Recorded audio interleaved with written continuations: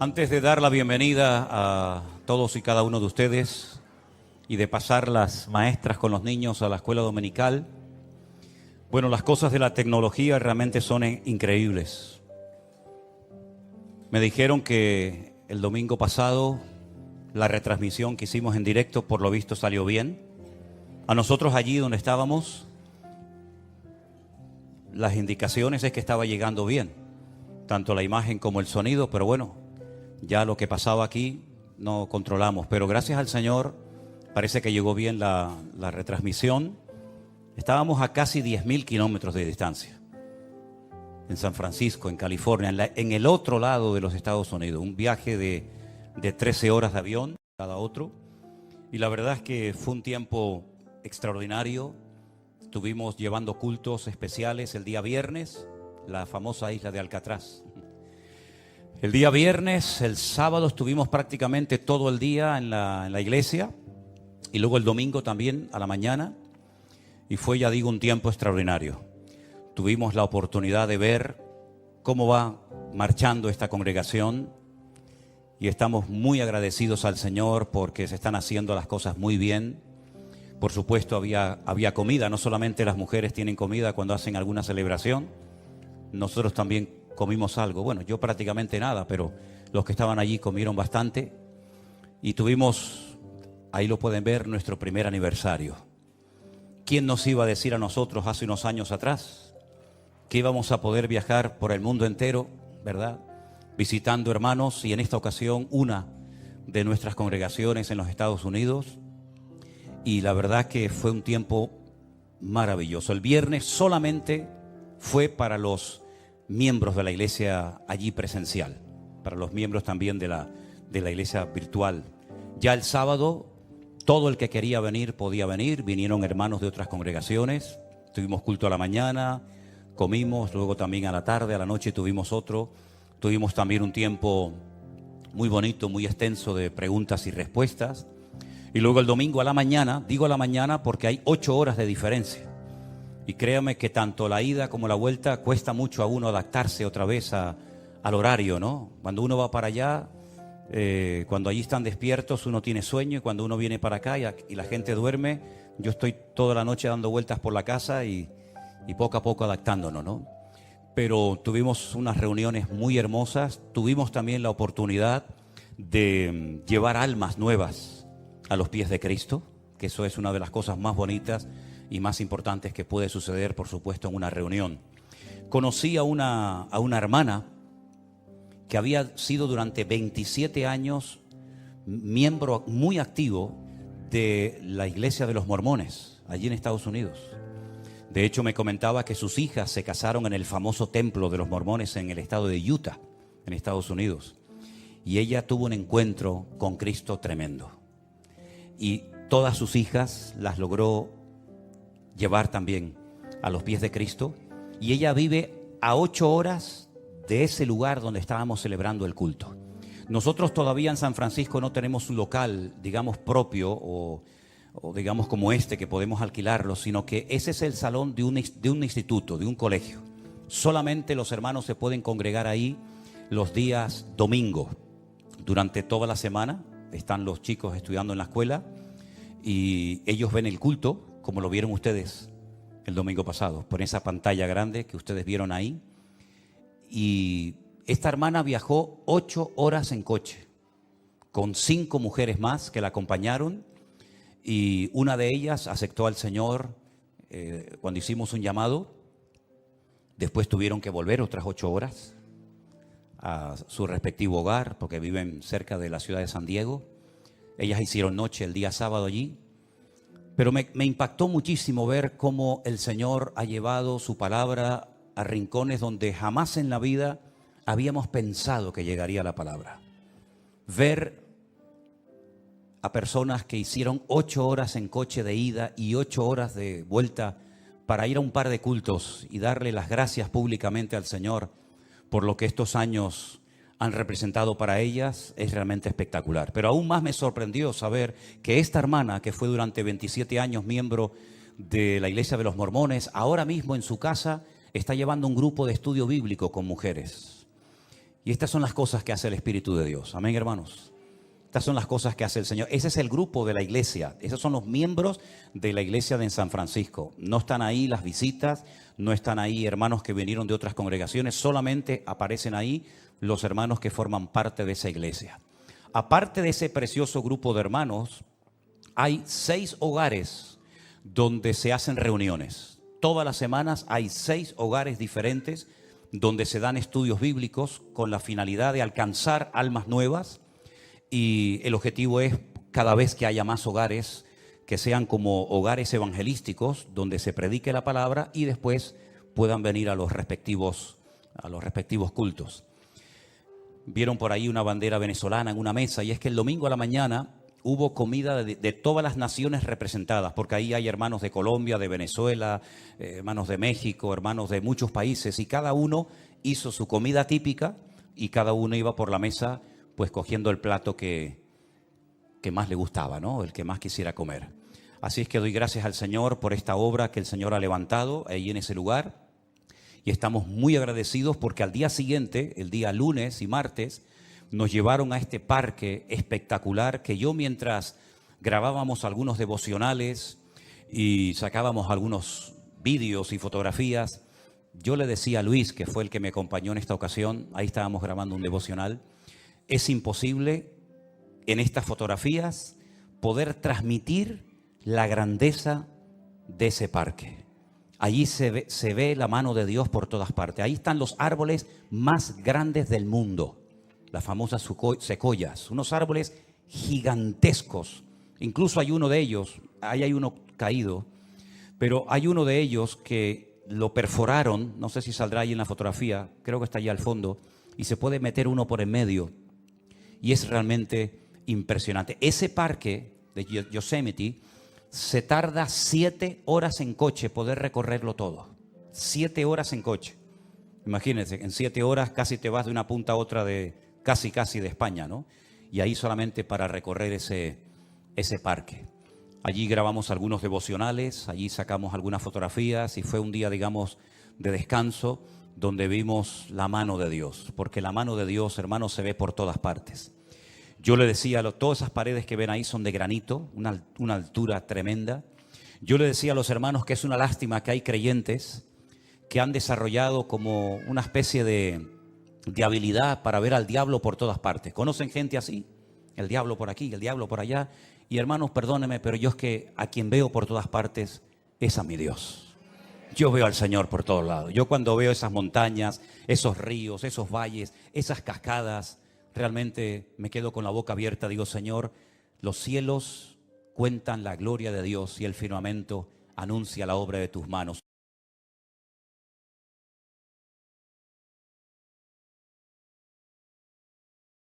El que todavía estamos usando porque no ha terminado, la fotografía que aparece en la portada está pequeñita porque todavía no se ha producido el deshielo. Ahora entraría en el otoño y posteriormente el invierno. Pero ¿quién nos iba a decir a nosotros que íbamos a poder hacer un devocional justamente en el lugar donde se sacó esa fotografía para plasmarla?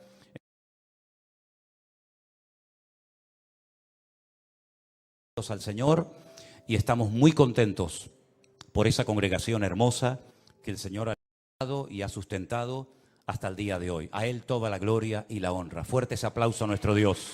Aleluya. Gracias, mi Señor Jesús. Amén. Qué bueno es nuestro Dios. Aleluya.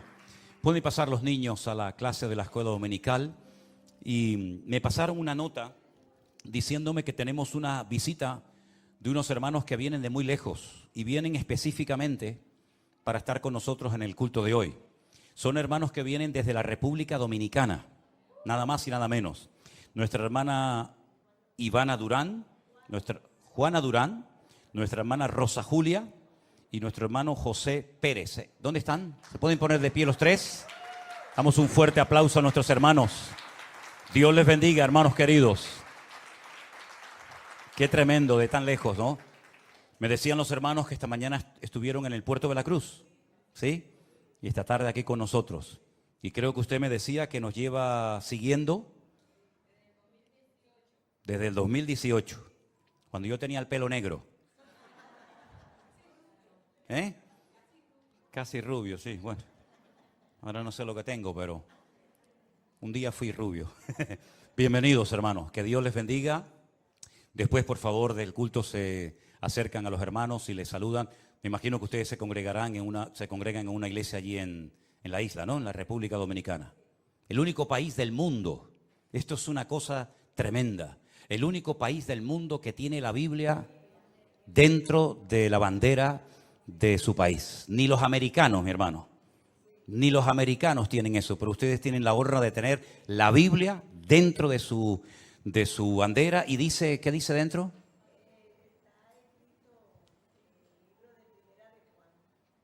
En Primera de Juan hay un texto ahí, que es tremendo. Que no es lo mismo Juan que Primera de Juan. ¿No? No es lo mismo. Mire si no es lo mismo, hermana. Mire si no es lo mismo que un día un pastor le mandó una felicitación a una parejita recién casada y le mandó el texto Primera de Juan 5:8. Pero el que estaba escribiendo se equivocó y puso Juan 5:8. Y hay una gran diferencia porque Juan 5:8 dice 5 maridos has tenido y el que ahora tiene no es el tuyo. Y Primera de Juan 5:8 dice el perfecto amor echa fuera el temor. Fíjate lo que hace un numerito. Claro, cuando el muchacho recibió aquí, dice, ¿tú has tenido 5 maridos? ¿Qué cosa es esto? Por eso hay que tener mucho cuidado con los versículos que se digan bien, ¿verdad? Como me dijo una vez uno, dice, yo leo la Biblia. Porque le digo, pero tú te tienes que leer la Biblia para conocer la voluntad de Dios, para tener una fe madura. Dice, yo leo la Biblia, pastor. Digo, sí, ¿dónde lee usted la Biblia? Dígame algo de la Biblia. Dice, yo leo, y se inventó. Dice, yo leo en Jeremías. ¿Usted lee Jeremías? ¿Qué lee usted de Jeremías? ¿Qué es Jeremías? A ver, y me dice, bueno, ya el apellido no me lo sé, me dice. Fíjate tú. Tremendo. ¿Ya pasaron los niños a las clases? ¿Sí? Ok, muy bien. ¿Hay alguien más que esté de visita por primera vez en esta tarde entre nosotros? ¿O ya todos han estado con anterioridad en la iglesia? Todos han estado aquí. Muy bien. Vamos a orar un momentito y darle gracias al Señor. Este es el momento que los hermanos en diferentes lugares ya se están conectando, ¿verdad? Dejando el tiempo de alabanza en sus lugares para seguir la predicación en vivo y en directo y disfrutar en esta tarde de la palabra que el Señor tenga para nosotros en el día de hoy. Alabado sea tu nombre, Señor. Te damos muchísimas gracias, Padre Santo, por este privilegio tan maravilloso que nos das de estudiar tu palabra, abrir este santo libro inspirado por tu Espíritu Santo, Señor, a través del cual tú siempre nos hablas, siempre nos ministras, siempre nos fortaleces el ánimo y la fe. Y pedimos que en esta tarde, Señor, siga siendo así, Señor. Que lo que hablemos, que lo que tú hayas puesto en nuestro corazón sea de bendición para todos los que van a escuchar este mensaje. En el bendito nombre de nuestro Señor Jesucristo pedimos todo. Amén y amén. Yo estaba leyendo anoche a altas horas de la madrugada, porque no tenía sueño, en el libro de los Hechos, uno de los relatos donde se cuenta la conversión del apóstol Pablo, más conocido como Saulo de Tarso. Este hombre causó mucho daño a la iglesia, porque él creía que su deber era perseguir a los cristianos e impedir el avance y el crecimiento de estos grupos, de este mensaje diferente que esta gente estaba predicando.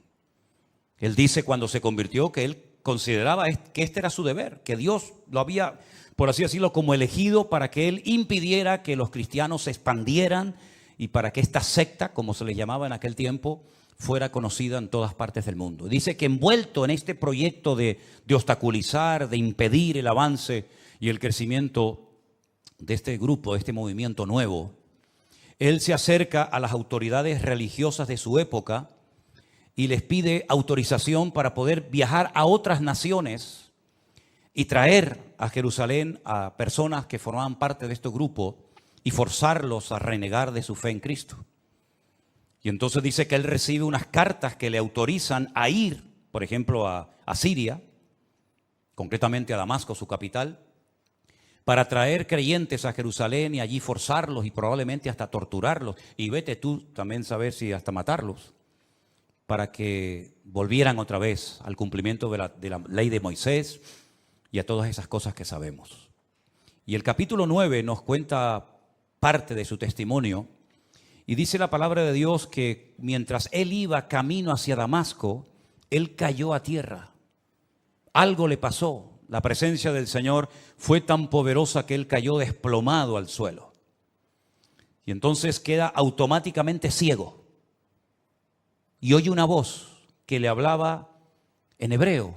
Y la voz le decía, Saulo, Saulo, ¿por qué me persigues? Dura cosa te es dar coces contra el aguijón. Él no entiende lo que está pasando. Él no sabe ni siquiera quién le está hablando. Y es entonces cuando él se atreve a preguntar, ¿quién eres? Y la voz le dice, yo soy Jesús, a quien tú persigues. Se queda realmente sorprendido, pierde la capacidad de poder moverse libremente porque ha quedado ciego y dice que está 3 días sin comer ni beber absolutamente nada. Y allí está esperando a ver qué va a pasar con su vida.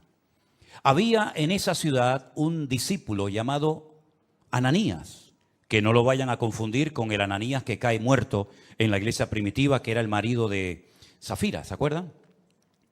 Había un tal Ananías que el Señor le habla y le dice, levántate, ve a la calle que se llama derecha, busca en casa de un tal Judas a un tal Saulo de Tarso, porque él allí está orando. Y ha visto en visión a un varón llamado Ananías que entra y le pone las manos encima para que recobre la vista. Ahora, lo que va a responder Ananías, en cierto sentido, a mí me recuerda un poco la actitud de Moisés cuando el Señor lo llama a través de aquella zarza que ardía y no se consumía en el desierto, ¿se acuerdan? Cuando el Señor le habla y le dice que ha llegado el momento de volver a Egipto, de sacar al pueblo de la esclavitud, etcétera, etcétera, y él ha sido escogido por el Señor para cumplir con esta función. Y él pone todo tipo de excusas y bueno, Señor, no me van a creer, yo soy un hombre que no tengo facilidad de palabra, etcétera, etcétera. Y el Señor, pues después de una serie de pruebas, lo logra convencer y finalmente él va. Bueno, pues fíjense cómo responde a esa orden Ananías al Señor y le dice, Señor, he oído de muchos acerca de este hombre, cuántos males ha hecho a tus santos en Jerusalén. Y aún aquí tiene autoridad de los principales sacerdotes para prender a todos los que invocan tu nombre. Como diciendo, Señor, yo sé que tú eres perfecto y tú no te equivocas, pero tú me estás mandando a que vaya a orar y le ponga mis manos encima a un hombre que es un peligro. Un hombre que tiene poder incluso en esta ciudad para llevarnos presos y matarnos si quiere en Jerusalén. Por lo tanto, no sé, no lo dijo, pero probablemente le pasó por la mente. Decir, si hay otro por ahí que tú pudieras mandar, yo te lo agradecería, ¿no? Pero el Señor le dice, ve, porque instrumento escogido me es este, para llevar mi nombre en presencia de los gentiles, de los reyes y de los hijos de Israel. Porque yo le mostraré cuánto le es necesario padecer por mi nombre. Yo no sé si esto se lo dijo Ananías a Pablo, pero lo que está bien claro que si leemos el resto del capítulo 9 y toda la historia que nos cuenta la Biblia sobre Pablo, su vida no fue nada fácil. Porque prácticamente desde los primeros días de su conversión ya querían matarlo. Dice en el versículo 17, entonces Ananías entró en la casa, poniendo sobre él las manos, le dijo, hermano Saulo. Fíjate qué bonito, ¿no? Ya no es ese perseguidor, ya no es ese hombre peligroso, sino ahora es mi hermano Saulo. El Señor Jesús que se te apareció en el camino por donde venías, me ha enviado para que recibas la vista y seas lleno del Espíritu Santo. Al momento le cayeron de los ojos como escamas y recibió al instante la vista y levantándose fue bautizado. Y habiendo tomado alimento, recobró fuerzas y estuvo Saulo por algunos días con los discípulos que estaban en Damasco.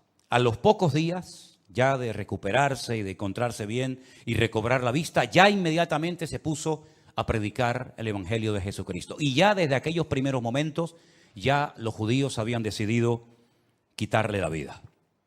La Biblia dice que los discípulos lo tuvieron que descolgar por el muro una noche porque querían matarlo. Ahora bien, En el versículo 26 dice la siguiente historia referente a Pablo. Cuando llegó a Jerusalén, trataba de juntarse con los discípulos, pero todos le tenían miedo, no creyendo que fuese discípulo. ¿Qué te parece? Entonces Bernabé, tomándolo, lo trajo a los apóstoles y les contó cómo Saulo había visto en el camino al Señor, el cual le había hablado, y cómo en Damasco había hablado valerosamente en el nombre de Jesús. Y estaba con ellos en Jerusalén, y entraba y salía. Y hablaba denodadamente en el nombre del Señor, y disputaba con los griegos, pero estos procuraban matarlo. No solamente los judíos, sino también los griegos lo quieren matar. Y no han pasado años de su conversión, sino que ya digo, desde casi al momento de convertirse, ya todos querían quitar de en medio a este hombre. Cuando supieron esto, los hermanos le llevaron hasta Cesarea la Marítima, que está en la costa, donde años más tarde, ¿se acuerdan? Un tal Cornelio llamaría a Pedro para que le predicara la palabra, y entonces de ahí lo enviaron a su ciudad, a Tarso. Y ahora viene algo muy interesante. Ya Pablo se ha convertido, un hombre que atemorizaba a la iglesia, a los cristianos, y a continuación, una vez convertido, una vez que este hombre ha tenido un encuentro tremendo con el Señor y su vida ha cambiado radicalmente, dice, entonces las iglesias tenían paz por toda Judea, Galilea y Samaria, que son las 3 provincias en las que se divide Israel. Al norte Galilea, al centro Samaria y al sur Judea. Bueno, pues en todo el país, Judea, Samaria y Galilea, dice la Biblia que las iglesias tenían paz. Y dice además que eran edificadas, andando en el temor del Señor, y se acrecentaban fortalecidas por el Espíritu Santo. Si guarda relación la paz de las iglesias con la conversión de Pablo, ustedes pueden opinar lo que quieran, pero yo sinceramente creo que se notó que Pablo se había convertido. Porque la paz, una cosa es la paz que tenemos dentro por nuestra relación con el Señor, y otra cosa es que en las iglesias se pudiera cantar y se pudiera predicar la palabra y se pudieran reunir los cristianos libremente a raíz, yo estoy convencido, de la conversión del apóstol Pablo o de Saulo de Tarso. Ahora bien, no hay nada más hermoso que una iglesia que está en paz. Esto no significa de que no vamos a ser perseguidos o no vamos a tener problemas o presiones o dificultades. Pero cuando una iglesia internamente entre sus miembros hay paz, yo creo que es una de las bendiciones más grandes que una iglesia puede tener. Así como un hogar que está en paz es una bendición. Un hogar en guerra, un hogar en crisis, donde hay gritos, peleas, insultos, etcétera, tiene que ser terrible. Pero cuando hay paz en el hogar, qué bendición. Amén, hermanos. Cuando los hijos están cómodos y a gustos con sus padres, cuando los padres están cómodos con sus hijos, cuando hay paz, cuando reina la paz del Señor en el hogar, es una bendición. Exactamente igual es en la iglesia. El tema de la paz es algo tan importante que la Biblia dice que hay que buscar la paz. Y una vez que la encuentras, síguela y no la pierdas. Y dice más, en cuanto dependa de vosotros, estad en paz con todos. Porque al fin y al cabo nosotros tenemos que ser pacificadores, dice la Biblia, ¿sí o no? Una de las bienaventuranzas del Sermón del Monte dice, bienaventurados los pacificadores, porque ellos serán llamados hijos de Dios. Si usted es una hija de Dios, usted no puede estar en guerra con ninguna hermana de la iglesia. Porque entonces usted no está siendo coherente con lo que usted dice que es. Si usted es cristiano, si usted es un hijo de Dios, usted tiene que estar en paz, no solamente consigo mismo, no solamente con el Señor, sino en paz con todos los hermanos. Y no evitar el cruzarte con ese hermano o hermana, no tener que ir por un pasillo para evitar que él venga por el otro, daros la paz, saludarse, hablarse, mirarse a los ojos y no tener que decir, bueno, voy a llegar un poquito más tarde para no encontrarme con fulanito de tal en la puerta. Y voy a salir un poquito más antes, ¿verdad? Un poquito antes, para no tener que despedirme de este y de aquel. Si usted está viviendo así, usted está en desorden, hermano. Porque esa no es la voluntad de Dios. Digo, hermano, incluyendo al género femenino. Todavía nosotros creemos en eso. Yo sé que por allá afuera, ¿verdad? Pero aquí cuando decimos, hermanos, vivamos en paz, me refiero a todos, absolutamente, hombres y mujeres. Y tenemos que hacer todo lo posible para mantener la paz, el vínculo de la paz. La paz no la producimos nosotros, la paz es parte del fruto del Espíritu Santo que mora en nosotros. La paz la produce el Señor, pero la guardamos y la conservamos nosotros. Nosotros no podemos producir piñas, no podemos producir melocotones, pero sí podemos conservarlos en latas, incluso a veces durante meses o tal vez durante años. Exactamente es igual. Usted tiene que estar en paz consigo mismo, usted tiene que estar en paz con el Señor y usted tiene que estar en paz con todos los hermanos de su congregación y de todas partes. ¿Cuántos dicen amén? Y si usted opina lo contrario o está viviendo de una forma contraria, usted y yo con la autoridad que Dios me ha dado, le digo, usted está totalmente en desorden y fuera de la voluntad de Dios. Usted no puede, bajo ningún concepto, tener algo contra un hermano, venir a la iglesia, cantar, escuchar la palabra, levantar sus manos, etcétera, etcétera, cuando usted sabe perfectamente que hay algo que usted tiene que arreglar hace mucho tiempo con ese hermano, con aquella hermana, con esta familia o con la otra familia, y usted ha ido dilatando y extendiendo el tiempo, haciéndose el sueco, como decimos por estas partes del mundo, y no dándole importancia. Sí tiene mucha importancia. Hasta el punto que el Señor Jesucristo dijo, si cuando vas a ofrecer tu ofrenda al altar, ¿te acuerdas de que hay algo que tiene que ser arreglado? Deja tu ofrenda en el altar. Ve, reconcíliate primero y luego ven y presenta tu ofrenda. Pero lo primero es tu relación horizontal con los hermanos. Y después vienes, yo no me voy a ir ni me voy a cansar de esperarte, pero si tú no amas a tu hermano al cual ves, no digas que amas a Dios al cual no ves, porque la Biblia llama a tales personas mentirosas. ¿Cuántos dicen amén?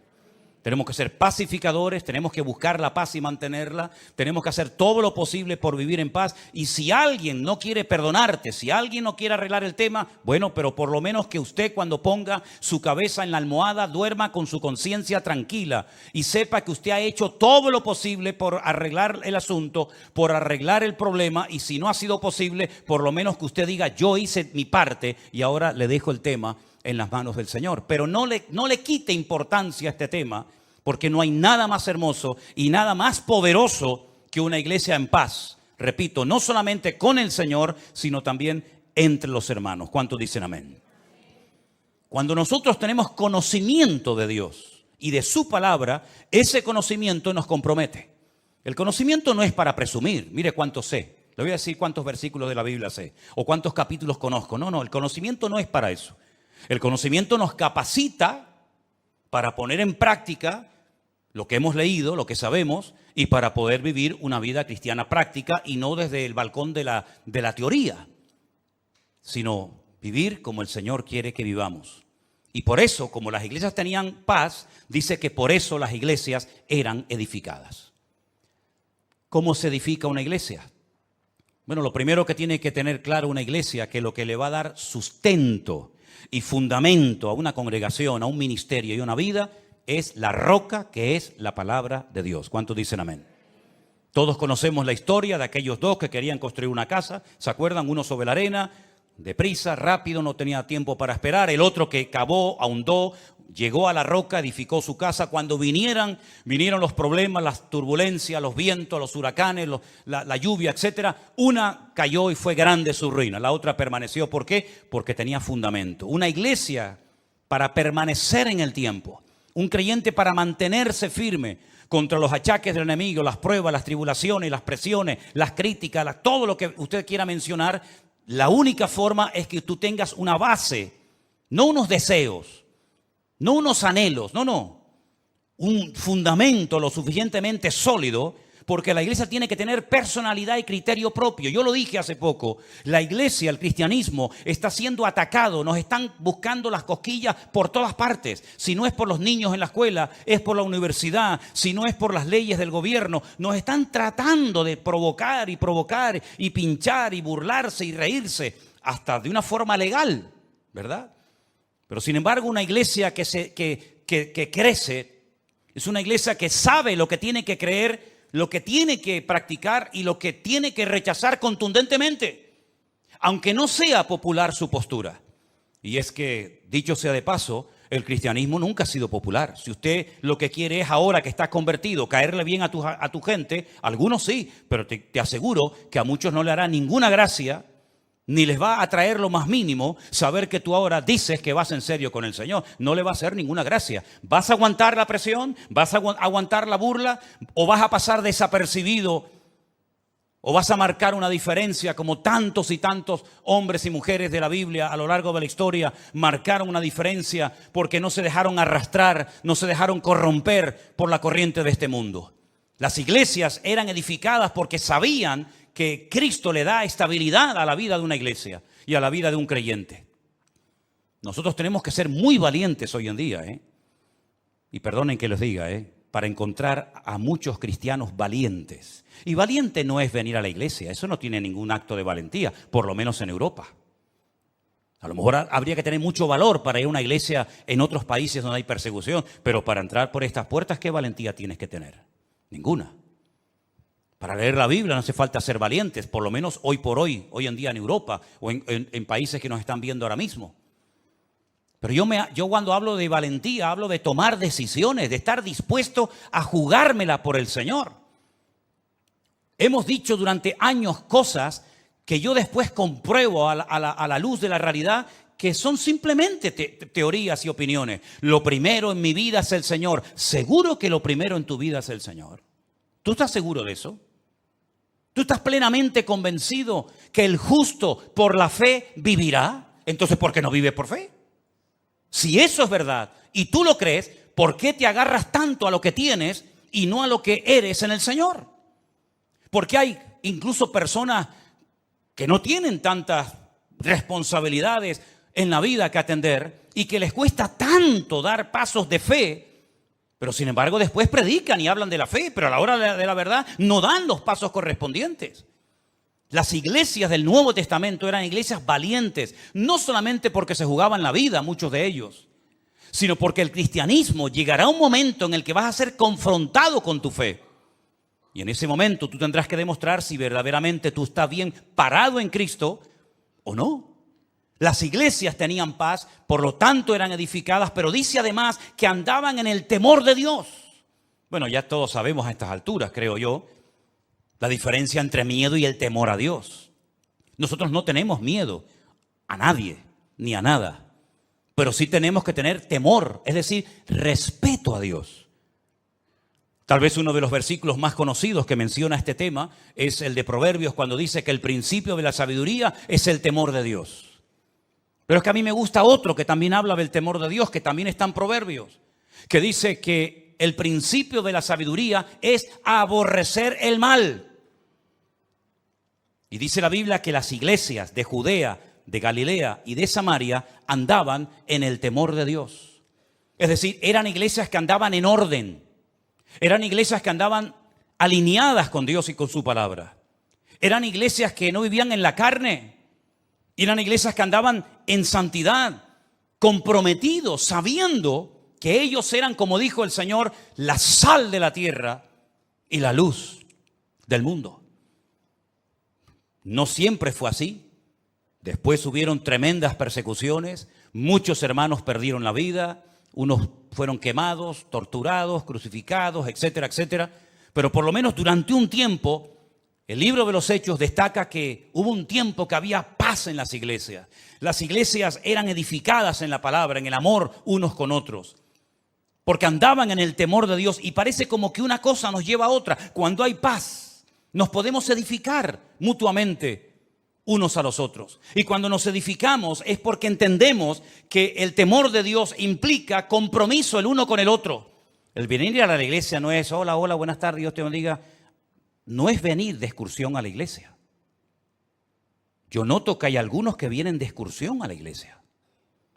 Y noto que hay algunos que vienen obligados a la iglesia. Y eso funciona un tiempo. Pero llegará un momento que no te va a funcionar ese sistema.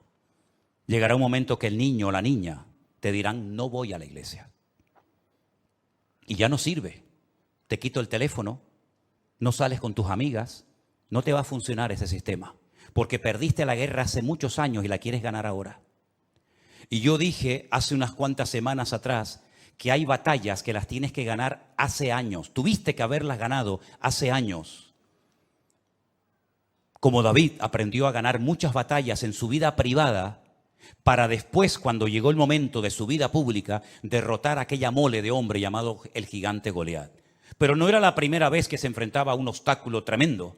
Ya él después contó lo que hacía en su vida privada, que por cierto nadie lo sabía, pero él y Dios sí lo sabían.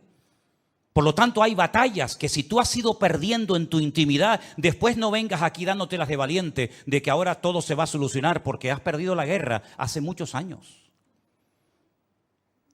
Por eso cada día, dice Pablo, empezamos de cero. Y corro para ver si logro asir aquello para lo cual un día el Señor me agarró a mí. Porque todavía queda mucho camino por recorrer y mucho terreno por conquistar para el Señor. A veces decimos, he escuchado a hombres que dicen, la Biblia dice que la mujer tiene que someterse al hombre. Ya perdiste la guerra. Si vas así, ya perdiste la guerra, no hoy, hace años la perdiste. La Biblia dice, los hijos tienen que honrar a sus padres. Y si subes el volumen para darle como más fuerza a tu argumento, hace años que perdiste la guerra. Ya ni usando el versículo te funciona. Porque no es por presión, es por convicción. ¿Tú te has asegurado de que tus hijos han nacido de nuevo? Porque si no han nacido de nuevo, ¿cómo lo vas a obligar a venir a un sitio donde Cristo y su palabra es la prioridad? Si tú has perdido la guerra en tu familia y en tu vida privada, en tu vida pública, tarde o temprano, saldrá a la luz tus derrotas personales.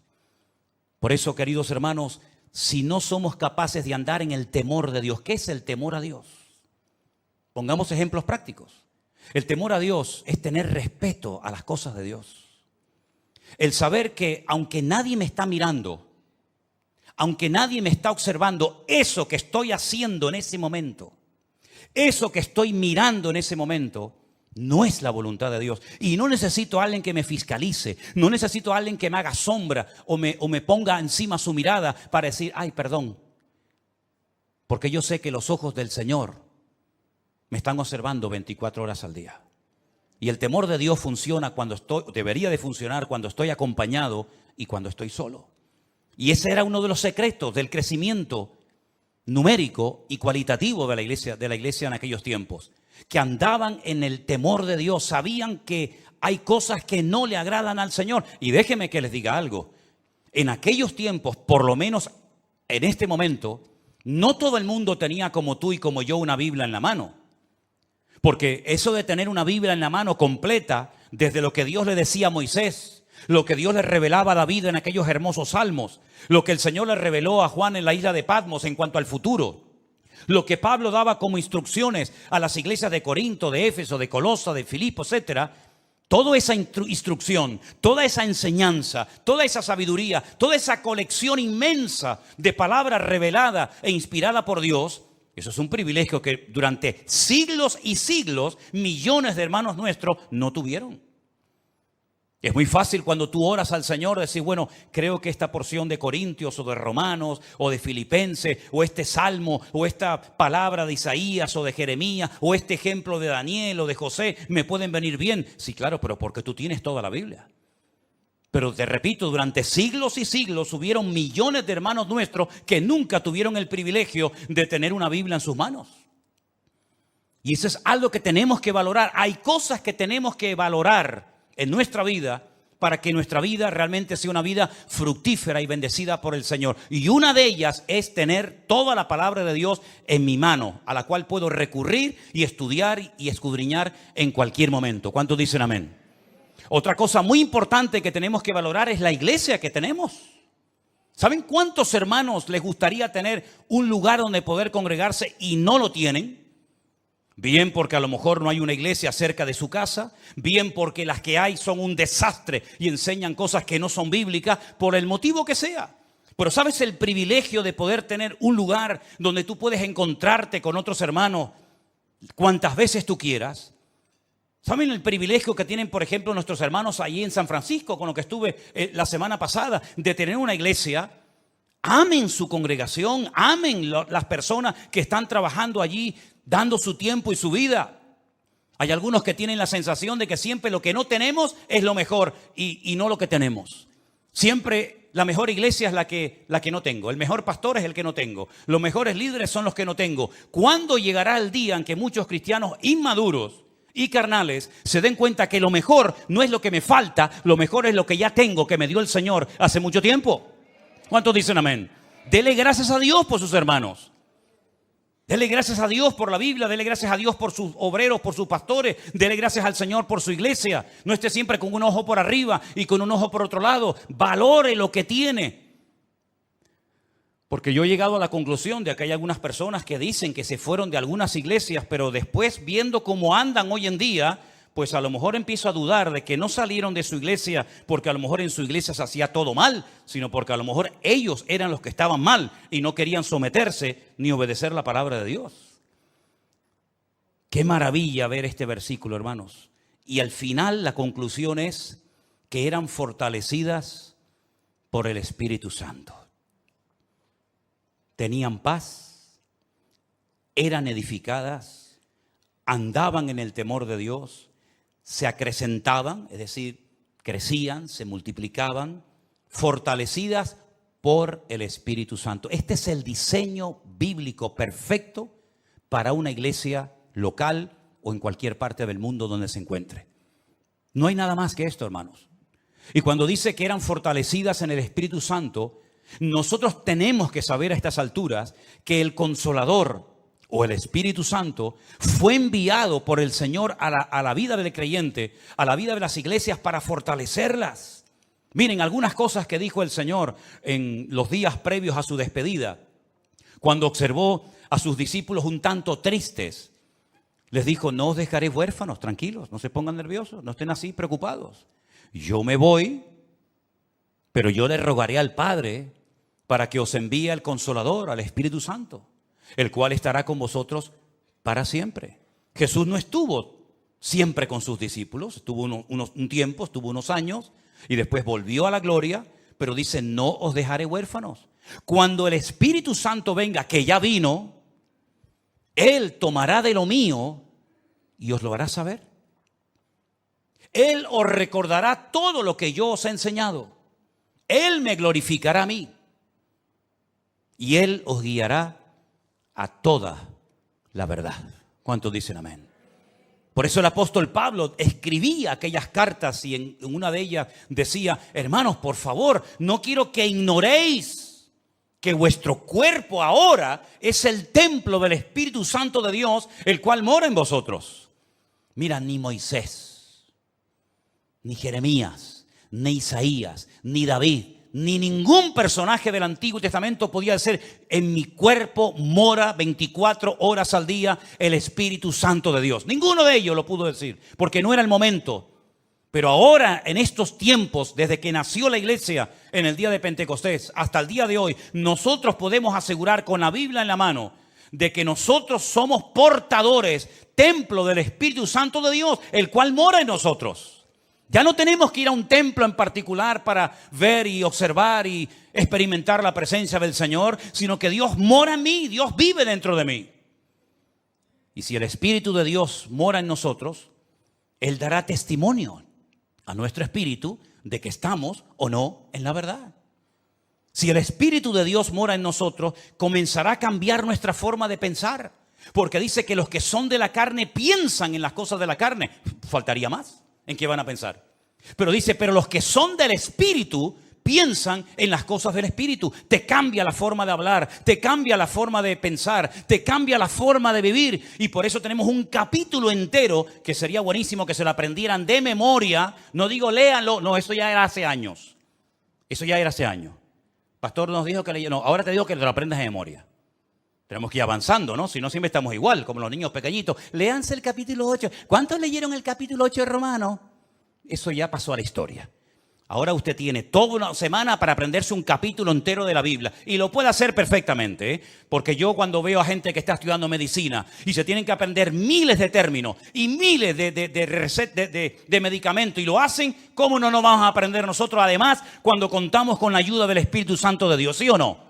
Pues entonces, aprenderse esta semana de memoria Romanos capítulo 8. ¿O no se aprendieron ustedes Salmo 91 durante el tiempo de la pandemia? Pues ahora Romanos 8. Y Romanos 8 nos dice cómo vivir en el Espíritu. Si usted ve que su vida no va bien, si usted ve que algo siempre hay, es porque a lo mejor no está poniendo en práctica lo que dice Romanos 8. Porque Romanos 8 es la enseñanza, es el diseño divino para la vida de una iglesia hoy en día. Vivir en el Espíritu de Dios. Y entonces te vas a dar cuenta de que hay tentaciones que ya no te vienen, cuando antes te venían todos los días. Pero porque has ido matando el deseo de la carne, lo has ido matando de hambre. Y has comenzado a alimentar la nueva criatura, la nueva obra que el Señor ha hecho en ti, y te vas a dar cuenta de que ahora tus deseos han cambiado. Antes lo que te dominaba ya te da, perdonen, hasta asco. ¿No les ha pasado a ustedes eso alguna vez? Yo he conocido fumadores, yo nunca fui un fumador. Yo me habré fumado 2 cigarrillos en toda mi vida, o 3 o 4, yo qué sé. Pero hay gente que fue fumadora, pero fumadora de estos de verdad.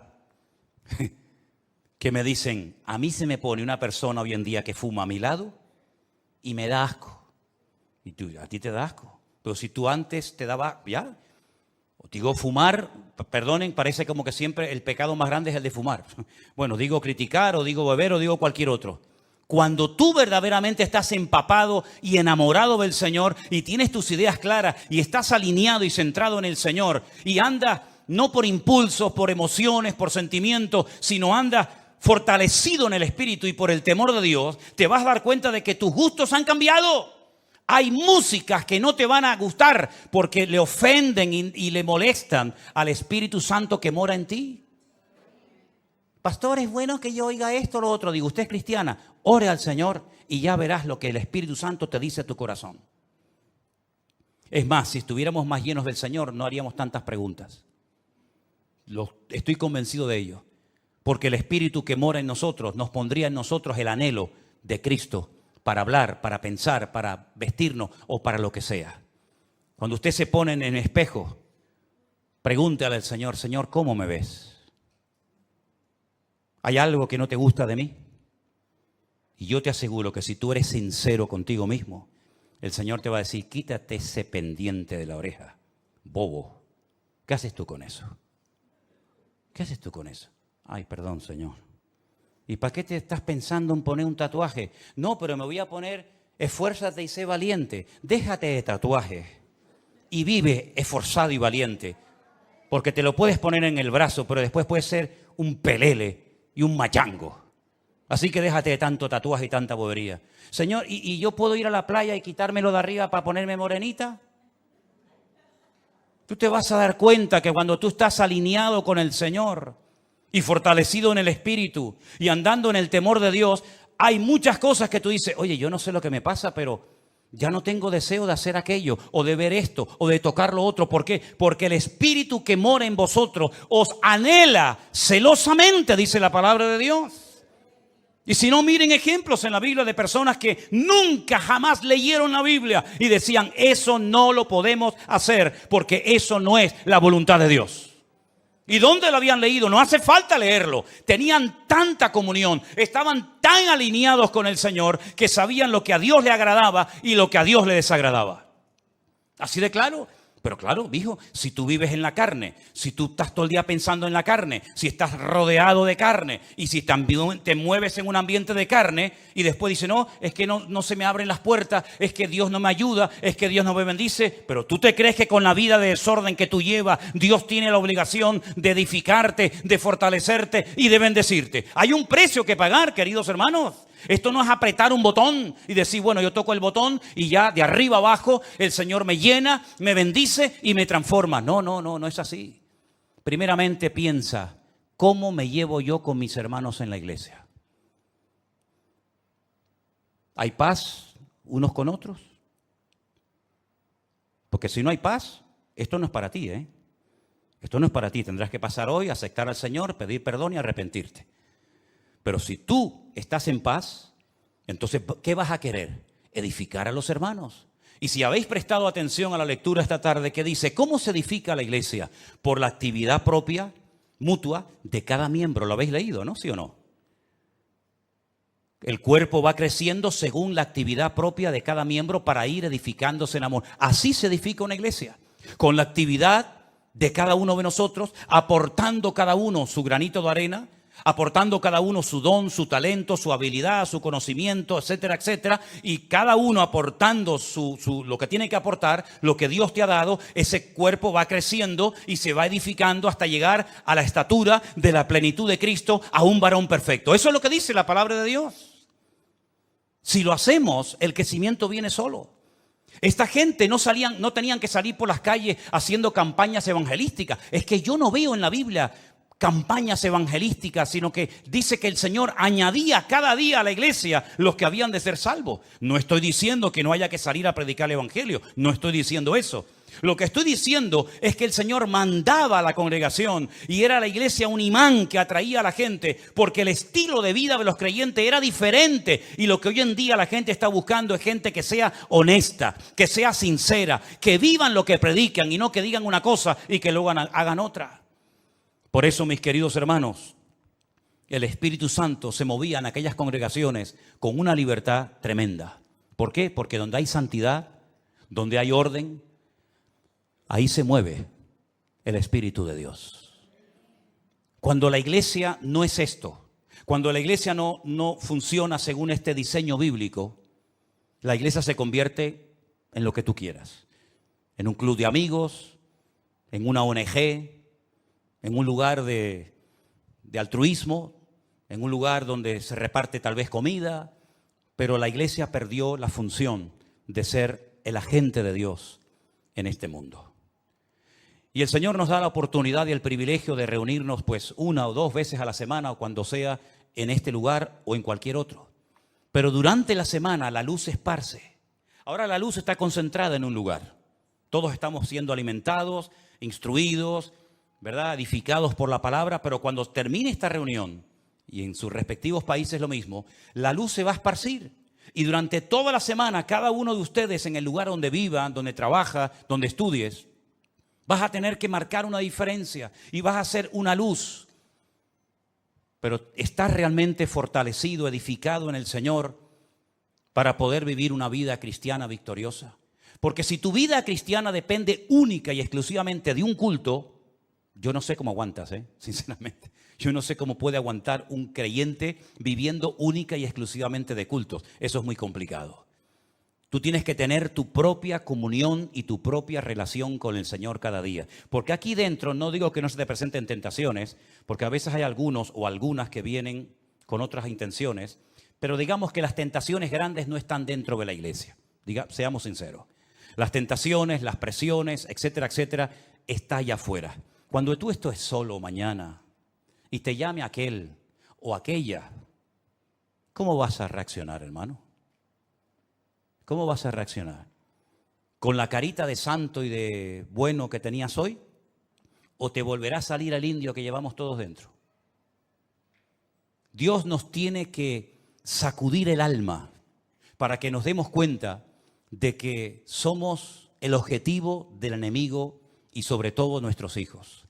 Que Dios nos ayude a entender que cuanto más unidos, más arraigados a la palabra, más en santidad, en paz y en orden vivamos, más fortaleza espiritual todos vamos a tener para poder vivir una vida cristiana victoriosa. Saulo estuvo 15 años sin aparecer en la escena. A los 15 o 16 años vuelve a aparecer, ya el Señor le ha revelado el Evangelio, ya viene con otras, ¿verdad?, con otro estilo de vida. Pero lo que está bien claro es que todos y cada uno de nosotros somos responsables de nuestra vida cristiana.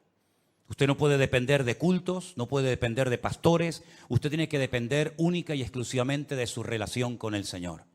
Mi pregunta es, y concluyo, ¿está usted en paz con el Señor? ¿Y con usted mismo? Porque hay gente que está enfadado con ellos, ¿sabían eso? Hay gente que no se soporta, no se aman. ¿Y cómo va usted a amar al prójimo si al prójimo hay que amarlo como a ti mismo? Hay gente que está enfadada con ellos mismos. No le gusta su cuerpo, no le gusta su gordura, no le gusta su delgadez, no le gusta su altura, no le gusta no sé qué. Están enfadados, están con problemas personales terribles. Y llevan años arrastrando, y mira cómo estoy, y mira cómo no estoy, y mira el granito aquí, y mira el granito allá, y mira que no sé qué. ¿Ya te has aceptado a ti misma? ¿Sí o no? Yo me acepté a mí mismo hace muchos años, No tengo ningún problema personal conmigo mismo. Estoy en paz con Dios, estoy en paz conmigo mismo, pero en lo que tenemos que esforzarnos cada día es estar en paz con todos los hermanos, ¿sí o no? Esa es nuestra obligación. No va a venir el arcángel a veces y decir, vete a hablar con ella, llámala aparte, vete allí, arriba, abajo, y arregla este tema antes de que te vayas de la iglesia. Es una vergüenza que hay creyentes que a veces tienen una oportunidad en un culto para arreglarse con un hermano y no aprovechan la oportunidad y se van. Y si te hubieras muerto durante la semana, te vas de este mundo con la pena de no haber arreglado la situación con este hermano o con esta hermana. Es nuestra obligación, es nuestro deber, ¿verdad? ¿Estás edificándote en el Señor cada día? ¿De qué estás comiendo, mi hermano? ¿Qué estás comiendo? ¿Qué estás alimentando tu alma? ¿Con la palabra de Dios, con buena literatura cristiana, teniendo comunión con el Señor y con su palabra? ¿Estás comiendo sanamente o estás comiendo basura? Ustedes saben que se ha puesto de moda la comida basura, es la más rápida, ¿no? Ay, hermano, me invitaron unos hermanos a comer un potaje en su casa. Qué diferencia comerte un buen potaje a comerte una birria de hamburguesa. Hazme el favor. ¿Estás comiendo bien espiritualmente hablando? ¿Estás comiendo bien? Es tu obligación, no la mía, es la tuya. ¿Estás fortaleciéndote en el Señor? ¿Estás andando en el temor de Dios? ¿Estás huyendo de ciertos y determinados ambientes y lugares y personas que te pueden contagiar y te pueden perjudicar tu desarrollo y tu crecimiento espiritual? ¿Te das cuenta cómo hay muchas cosas que no dependen de un pastor o de una iglesia, sino son cosas que somos nosotros los responsables delante de Dios de tomar esas medidas preventivas para poder construir una vida cristiana victoriosa? Medita en todo esto que has escuchado esta tarde, hermano. Porque hay gente que a lo mejor no tienen paz en su corazón porque no están haciendo esto que hemos leído esta tarde. No se están edificando en el Señor, no tienen comunión con el Señor y por lo tanto no tienen paz. Pero la paz es posible, dice la Biblia. Tú guardarás en completa paz. ¿A quién? Aquel cuyo pensamiento en ti persevera. Cierra tus ojos en esta tarde y dile al Señor: Señor, escúchame bien lo que te voy a decir. Así como las iglesias de Galilea, de Judea, de Samaria tenían paz, yo quiero tener paz. Así como aquellas congregaciones de antaño eran edificadas en la fe y en la palabra, yo también lo quiero ser hoy en día, Señor. Yo quiero ser fortalecido en el Espíritu Santo de Dios cada día. Yo quiero amarte y quiero temerte, porque eso es lo que significa tener temor de Dios, respetar a Dios, tener respeto a Dios y no ser un descarado, un irreverente, un desobediente, sino ser una persona que tiene respeto de Dios. Que no le echa siempre la culpa a alguien de tus problemas. Porque esa es una actitud tremendamente infantil. Ay, si yo hubiera tenido un buen padre. Ya. ¿Y cuántos han tenido un buen padre y han salido totalmente descarriados?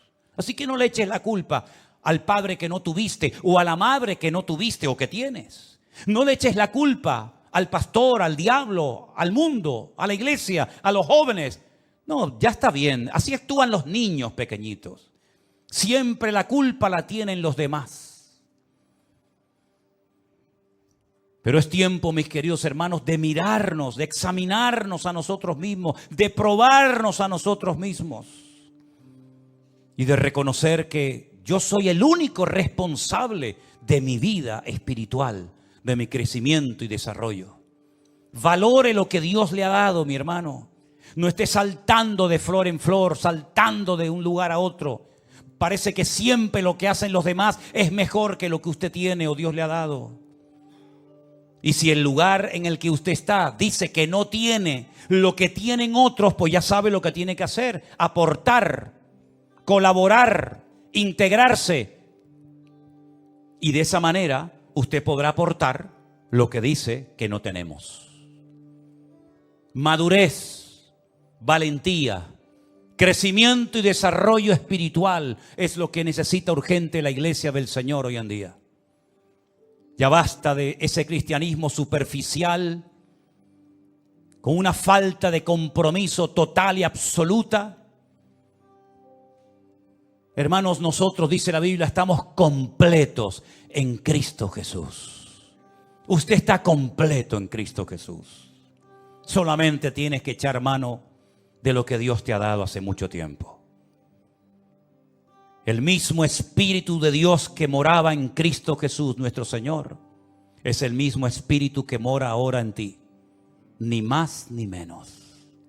Por eso dice la Biblia que el Espíritu que levantó a Cristo de los muertos vivificará vuestros cuerpos mortales por su Espíritu que mora en vosotros.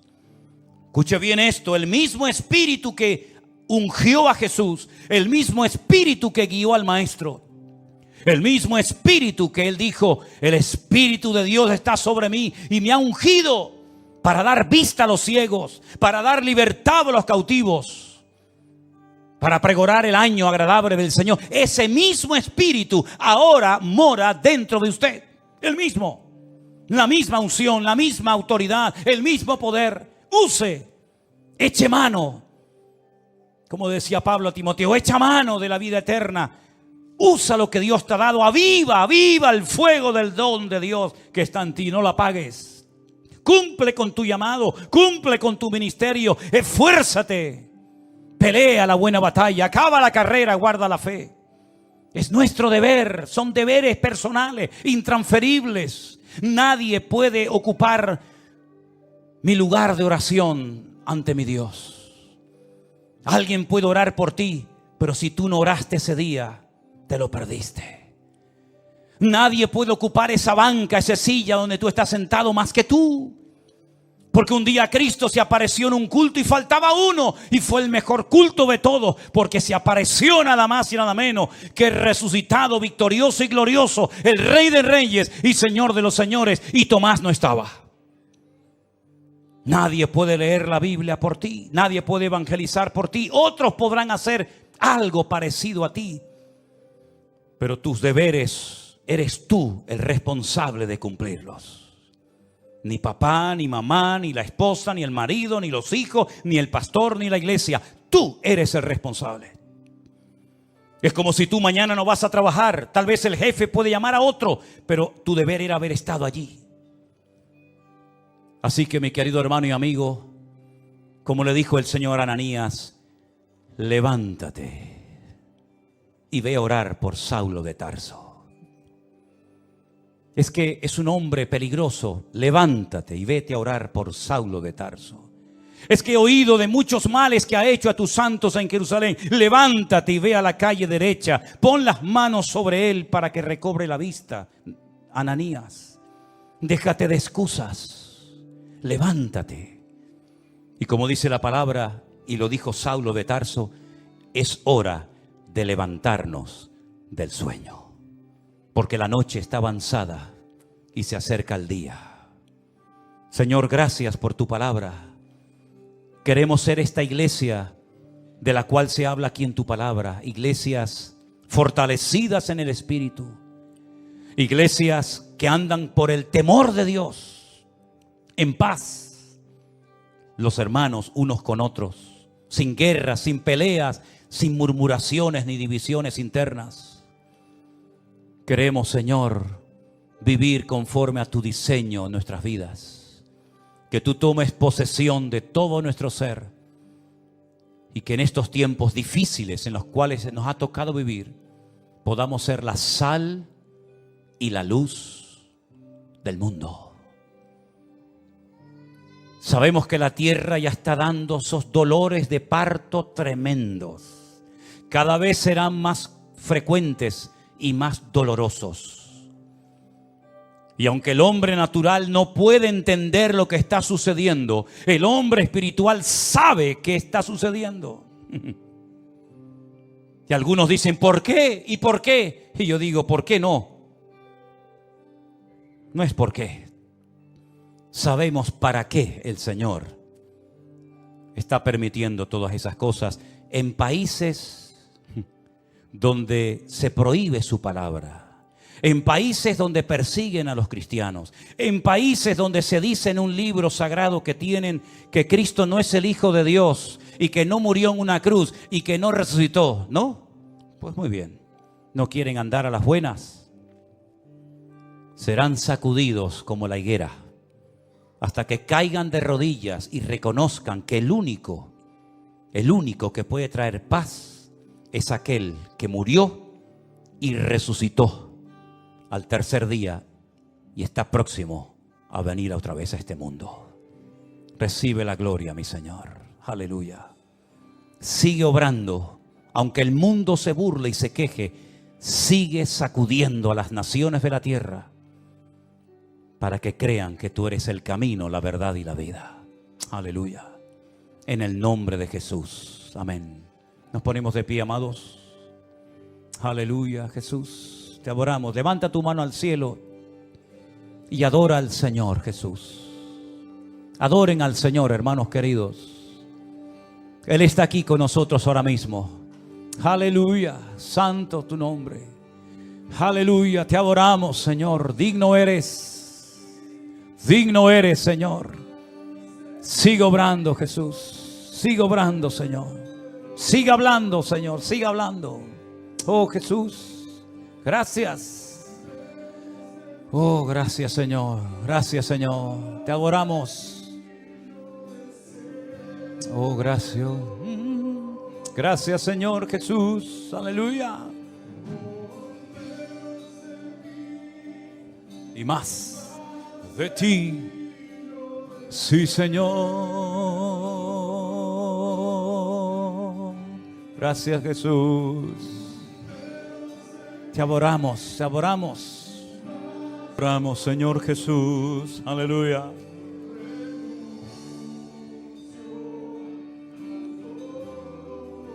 Gracias, Señor. Quisiera yo aprovechar también la oportunidad para recordarles a todos que el mes que viene todas las hermanas de la iglesia están invitadas a un mini retiro que van a llevar a cabo en el Puerto de la Cruz, ¿verdad? Tienen que anotarse. Tienen que anotarse. Ahí están los datos, la fecha. Guardando tu corazón. Yo espero que las hermanas de la congregación puedan asistir, ¿verdad? Y disfrutar de este tiempo especial que el Señor les va a permitir tener el día 13 y 14 de octubre, Dios mediante. Quiero también anunciar que el próximo congreso nuestro como iglesia se va a llevar a cabo en esta ocasión en la ciudad de Alicante. Durante 2 años lo hemos hecho en un hotel en un pueblecito de la provincia de Toledo llamado Los Llévenes. Como ya no cabemos en ese lugar y como ya no hay espacio para todos, el Señor nos ha provisto de un nuevo lugar en la ciudad de Alicante, un poquito a las afueras de la ciudad de Alicante. Ahí tienen los datos. Nuestra hermana Saray, la que está al piano, ella es la que lleva todo el tema de la organización, de las inscripciones. Hermanos, anótense lo antes posible. Me gustaría que todos ustedes pudieran asistir. Ya tengo constancia. He estado en este evento en Estados Unidos y hay hermanos de San Francisco que van a venir. Imagínense, de tan lejos, de San Francisco van a venir allí. Hermanos de Chile, me contestaban hace unos días unos hermanos, matrimonio de mi hermano José Zaragoza y su esposa, van a venir una vez más al Congreso. Así es que las plazas están abiertas. Reserven su plaza. Se abran con Saray. Ahí están los días, ¿verdad? ¿Están por ahí? Sí, ahí no se ve bien aquí, tengo la luz. Del 28 al día 31 de marzo del año que viene, en plena Semana Santa. Con el tema de los vuelos hay que darse prisa porque es una fecha muy complicada. No es en Madrid, es en Alicante. Y entonces hay que ir haciendo ya ciertas gestiones para estar en ese lugar. El lugar es precioso. El lugar es muy bonito, mucho más amplio. Todos vamos a estar juntos, no como en el Congreso de Toledo, que unos tenían que ir a un hotel, otros tenían que ir a otro y luego después subir en autobús, sino que todos vamos a estar juntos y sería muy bueno que ustedes pudieran ir. Algunos dirán, pero es que no tengo dinero. Pues ya sabe lo que tienes que hacer. ¿Qué tiene que hacer un creyente cuando le falta algo? ¿Alguien sabe? ¿Orar? Uno dijo, pedirle a otro. No. Orar. Ore al Señor. ¿Cuánto vale? Señor, me hace falta este dinero para el avión y para la estancia. ¿Y el Señor te lo va a dar? ¿Cuántos dicen amén? Si no lo crees, no lo vas a recibir. Está más claro que el agua. Es como yo le digo a la gente, ay, yo quiero ir a Israel. Pues ore. Y si oro, ¿qué va a pasar? Dios te va a llevar. Así de claro. La primera vez que yo fui a Israel me invitaron. Un matrimonio me invitó, fui. Y todas las demás veces que he ido, el Señor me ha llevado.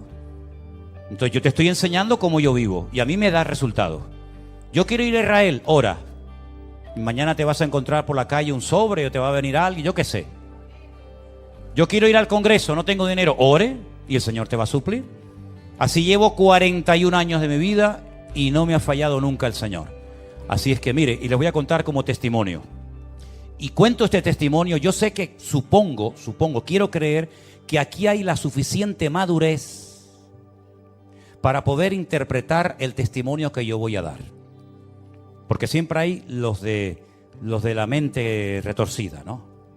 Yo acabo de estar en nuestra congregación en San Francisco, día viernes, sábado y domingo, predicando unas cuantas veces, viajando 13 horas de avión para allá, 13 horas para acá, cambio horario, o 18, digo 13. 13 me quedaba a mitad de camino. 18 horas para allá, 18 horas para acá. Escala 6 aviones, porque tuvimos que ir 3 aviones para allá.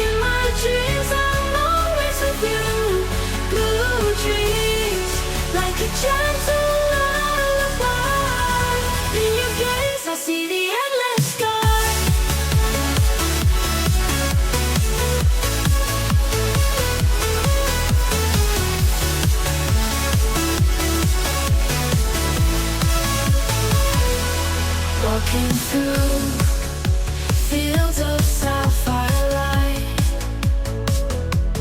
every moment with you feels so right. The world fades away, it's just you and me. In the blue of my dreams, builds a melody.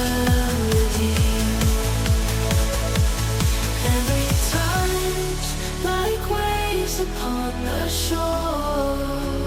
Allá 3 aviones para acá.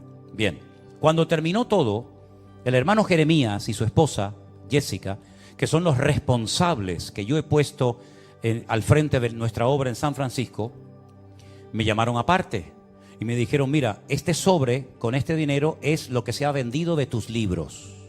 Aquí tienes el dinero. Se vendieron tantos, tienes el dinero. Los que no se han vendido, aquí quedan. Vale, perfecto. Y ahora él me dice: nosotros como iglesia queremos darte una ofrenda.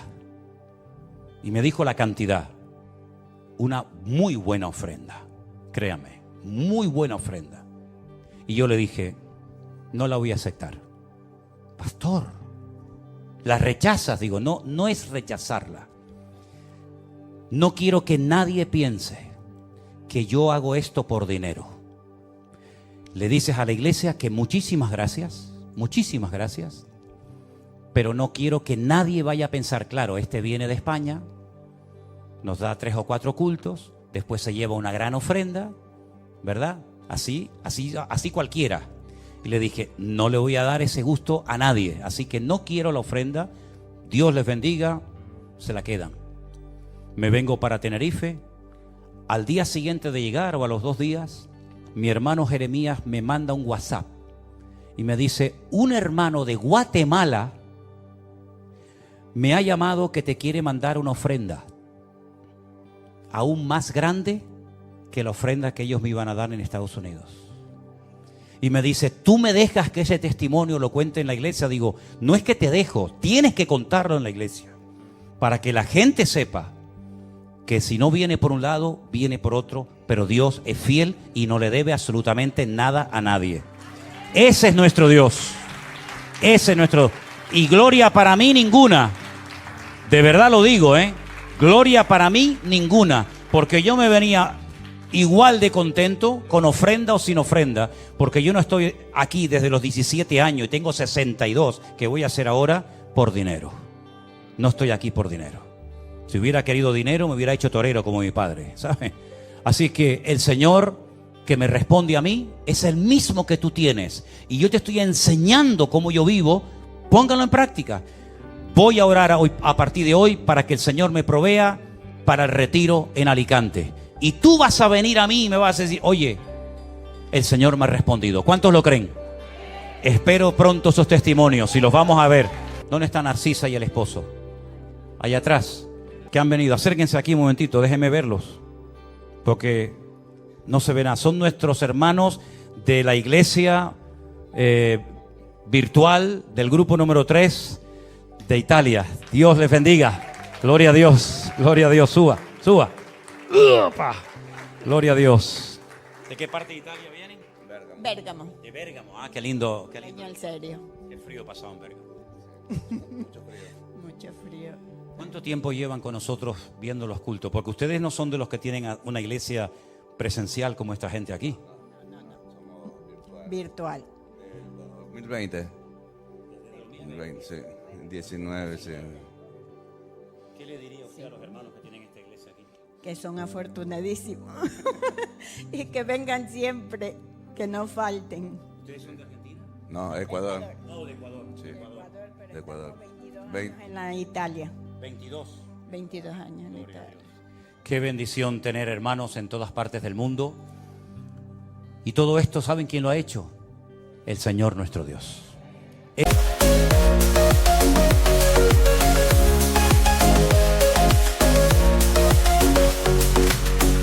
Shades of twilight, dawn's first light. Echoes of days that felt so right. Scars and whispers, dreams we share. In this painting, love's declared. On this canvas of memories, I see our love through the gentle breeze. Every color, every hue brings me closer back to you. On this canvas of memories, I see our love through the gentle breeze. Every color, every hue brings me closer back to you. Shades of twilight, dawn's first light. Echoes of days that felt so right. Smiles and whispers, dreams we share. Él es el único que se merece toda la gloria, toda la honra. Hermanos que vienen de la República Dominicana con una ilusión tremenda de poder conocernos personalmente. ¿Qué le parece esto personalmente, hermanos?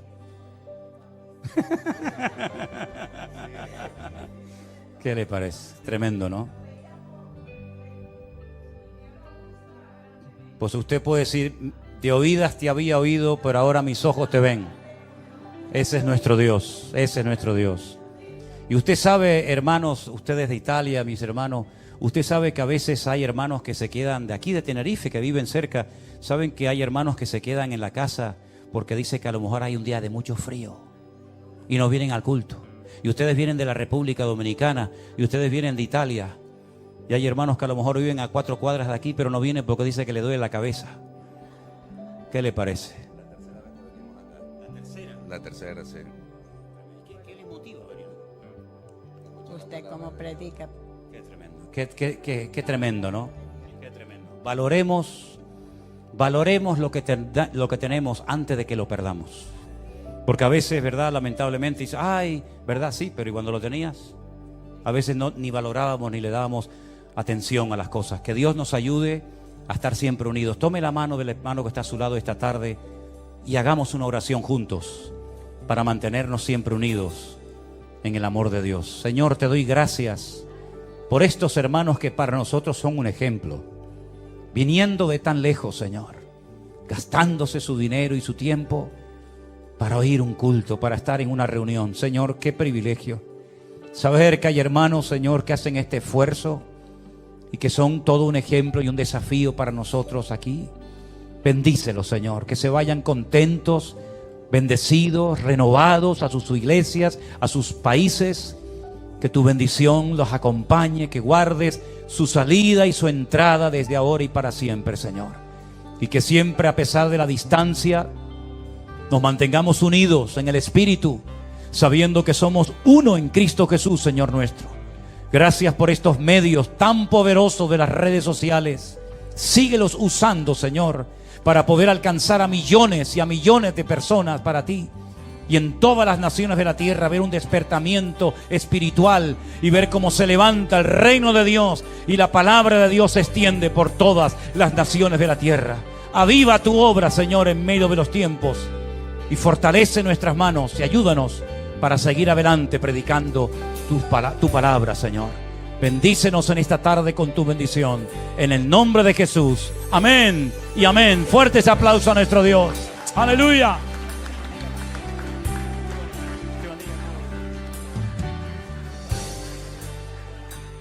Gloria a Dios. Qué bueno es el Señor. Saluden después.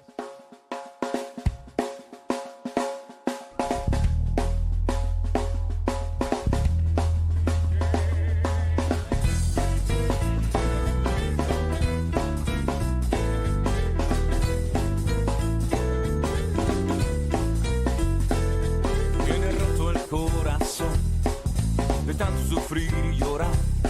Tienes que aprender a descansar en Dios. No importa lo que te dijeron, no importa lo que te hicieron. Tienes que aprender a descansar en Dios.